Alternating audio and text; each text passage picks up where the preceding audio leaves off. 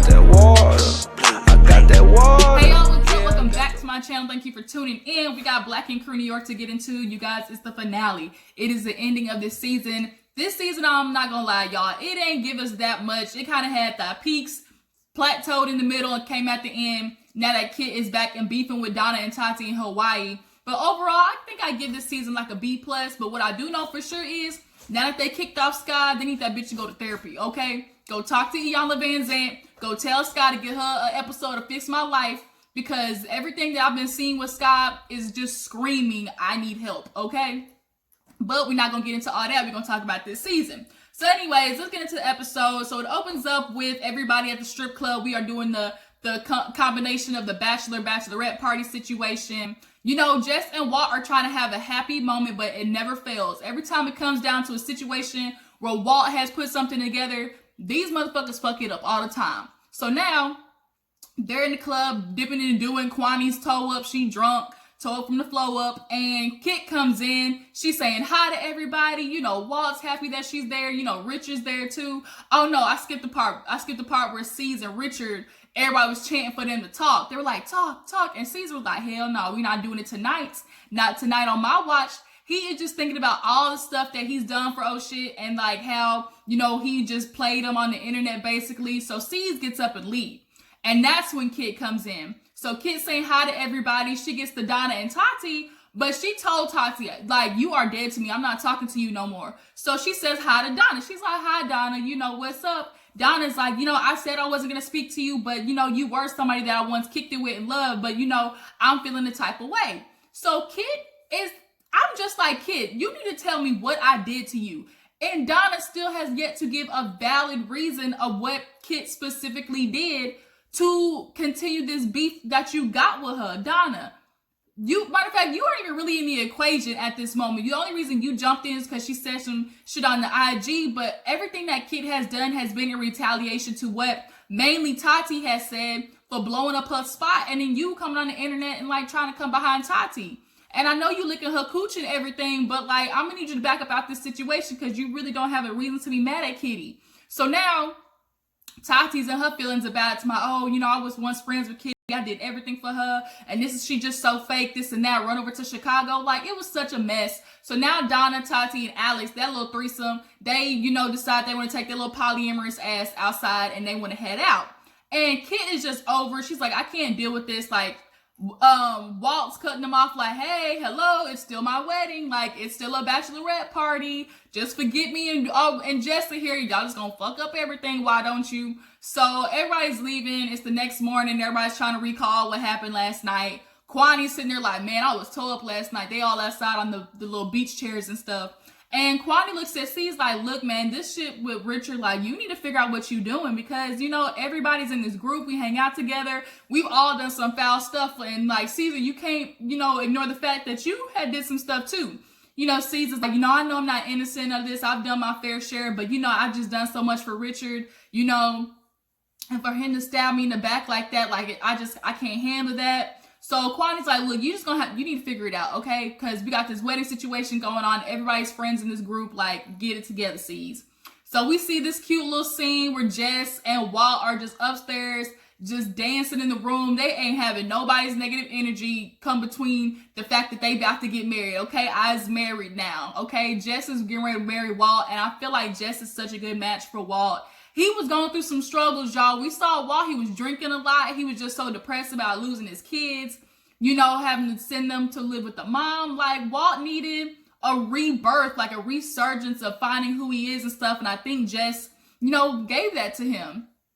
So while they're upstairs dancing and stuff, everybody's getting prepared for the wedding. Donna's in there with Alex. So Kwani uses this time to take Tati to the side and tell her Alex's plan to propose. Now, Tati was stuck for the first 5 seconds trying to register, oh shoot, like, Donna's about to be with Alex. Like, she's kind of like, oh, okay.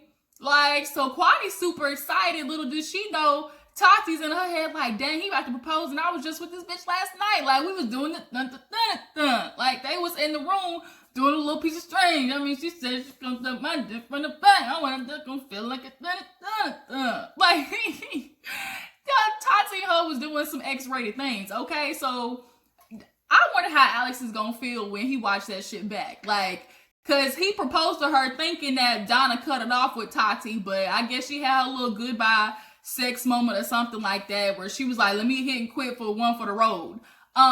So Tati wants to play fake happy for Donna, like, oh, you know, I really want Donna to be happy. Alex is that for her. I'm just gonna be there and support my friend, but you know, I am gonna be hurt, blah, blah, blah. So the wedding was supposed to be outside, and Hawaii said, no, it ain't. Like, it just starts pouring down, raining. The storm is coming over, like the little awning where they had the sheets.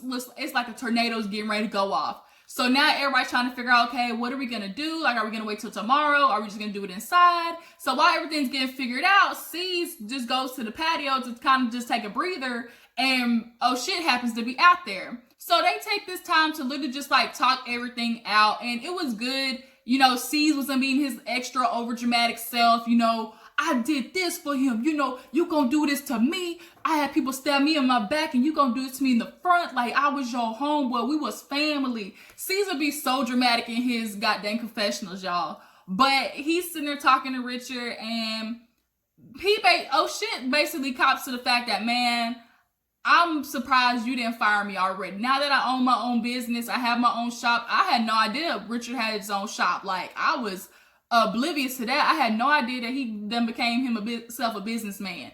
But he looks at Caesar and understands, like, dang, I get it now. Like, to open a shop and have to have employees and to cater to them just to make sure they work, you know, they're ready to come to work every day, work with their emotions on top of handling my own personal life. He's like, C's, man, I get it. I was a horrible employee. I was on drugs. I was getting arrested. I was fucking up tattoos, you know. He got it. And C's just like, man, thank you. Like, that's all I wanted to hear. Like, you don't understand. Like, I kept taking you back after bailing your ass out of jail. Like, oh shit, like, you really got something to be thankful for. Granted, I don't really mess with C's like that sometimes, but if he your friend, like, C's is gonna be your friend. I'll give him that much. But they have a little kumbaya moment, Hakuna Matata. You know, everything's all good. They hugging. Richard and his damn dad by six-pack beer belly with that tight-ass shirt on. Speaking of tight shirt, what is with Teddy and wearing these schmediums? Teddy, you are an extra large, okay? Quit wearing these button downs that are so tight on your boobs and then tight on your arms and then just go straight down. Go rewind that show and look at that white button up that Teddy had on. The shit didn't fit, okay? But they decided to pull the wedding inside. Walt's kids actually came, or one of his kids. He has three. He had two older ones and I think a younger one. And that boy looks just like Walt. He's so freaking cute. Like, when he smiled, he has little teeth missing in the front and stuff like that. He looked just like Walt. And you could tell Walt, like, his kids are like his life. Like, he wants to be such a good dad that he didn't have. You know, it's just super inspiring to see that. But everybody gets stuff set up. It was so nice the way they did it. You know, Walt doesn't even care. He just wants to be wherever Jess is at. So, I feel like I skipped something. Oh, shoot. I almost missed the whole engagement party dinner. So, before all that, let's rewind quick to the engagement party. So, everybody's sitting down for the engagement party dinner. And, you know, Kwani is talking to the girls like, man, y'all need to figure this out. Like, I don't even mess with Caesar like that, but we have overcome a lot of stuff. I never thought I would be sitting down besides, you know, C's with his bald-headed milk dud self. Like, y'all bitches, as we say, you bitches need to get it together, talk about it while everybody's not around. And Kit's looking at Tati like, I never thought we would be here. Like, I never wanted this to happen. And right when they're getting ready to have a nice little moment, here come Donna, her little big booty self, saying hi to everybody and just F's up the whole moment. She sits down and she's still in her feelings, and I'm still confused. Donna, what is your issue with Kit? She want to be talking all this smoke and stuff, talking about nobody wants you here. I got the power to not let you here. Whatever I say goes. And Kit's like, bitch, whatever I do, you can't control that. She's like, yes, I can. I'm like, Donna, bitch, no, you can't. Like, quit playing. You might be back up. C's might slowly be letting you back in the shop, but don't get it twisted. You ain't got no power over here at VH1. So she's like, the owner of the shop don't even like you. So it's like, why, Donna, why? She's like, go back to Chicago. You left your friends here. You want to go back to Chicago? Go ahead and suck their dick in Chicago. And Kit's like, really, that's what we doing? And Donna, if there's anybody who shouldn't be talking about going down on somebody or sucking dick, like, it's you. Like, bitch, you been around the block and then around the world, nah, yeah. Like, let it go, honey. You can't be no judgmental person here. If Kit want to go out there and swing that cooch to Ryan, she has every right to do that because C's was not trying to claim her, okay? So you don't get to be like C's is, where it's like, I don't want you, but I don't want nobody else to have you. Kit is a grown-ass woman. So now they're all crying. Tati's crying too because she's like, oh, I did so much for you, Kid. Like, I was driving you back and forth for DC. I was there for you when your mom died. And Tati, that's all fine and dandy. You might have really been there for Kid and been her friend. But all that gets thrown out when you do fuck shit like you did. You snitched on your friend. If that's your girl, if that's your ride or die, you keep all that hush. Be quiet. You ain't supposed to tell C's about what she doing with Ryan. That's, if you gonna be my road dog, like, you gotta be ride or die and keep that shit to yourself. But you was so worried about you and your position, you felt like if you didn't tell C's, like, that was gonna compromise you, which it really wasn't. You should have told C's, if anything, it's not my business to say nothing. Let Kid be the one to tell you. You didn't do that. You fucked Kid over, and you have yet to acknowledge that part. You have yet to even apologize for the fact that you turned your back on Kid, and you are the one who snitched on her.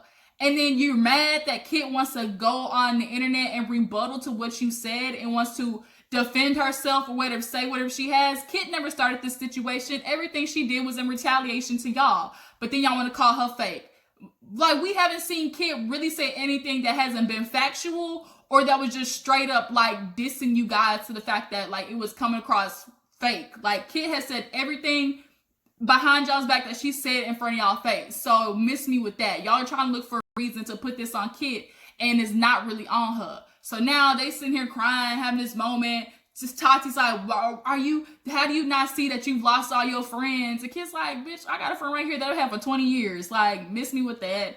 C's ends up cutting it off like, look, hey, this is for Walt and Jess, and we're not gonna ruin it with this whole moment. Like, we need to remember we're here for them. You know, Jess is like, look, I get both of y'all sides. Like, I'm not going to choose sides. I mess with both of y'all. Like, just be here for us. Be in the moment of love, okay? Can we have our moment? Walt and Jess been trying to have their moment, and y'all always be ruining it. Like, can y'all stop for 2 seconds? So now Kid's like, man, I'm over. Like, I don't have any friends here. Like, what's the point of me being around here? I think she gets up and leaves after that. So now, fast forward back to the wedding. I can't believe I missed the whole part. But fast forward back to the wedding. They get everything together on the inside. They set it up so pretty. Before Jess goes down, we see the moment where we think Tati's gonna fuck up the whole day because she was with Young Bae, and Jess, before she got dressed to go downstairs, talking about, Jess was like talking to them like, oh, you know, I love Walt, you know, we've been through our things, infidelity, but we worked through it, and, you know, it's just, I love that man, I know I want to be with him. Now, from the preview, we think Tati gonna mess up the whole thing, because all we saw was, oh, Jess, you know, I want to say, and Bae's looking at her like, too, like, bitch, don't you do it, like, don't you do it. And Tati used her right ever loving mind, which was, all she said was, you know what, Jess, I just want to say, I think you and Walt are good together. I think y'all are going to make an amazing couple. Y'all are in love. And I just really, you know, I love that for you guys.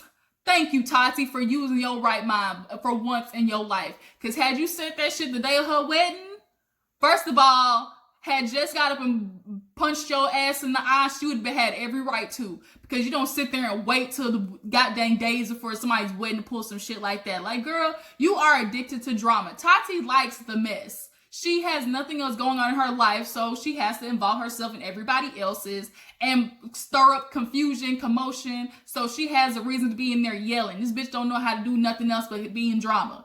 But for one time, she did it right. She told Jess, look, go down there and marry the man, the love of your life. Thank goodness. But shit don't matter because next season, we're going to see Jess watching this shit back, and she going to come to the shop, and you see what she did to Donna, she going to do that to you tenfold. Because you had every opportunity to say something, you don't wait till now. Bitch, please. I can't with Tati.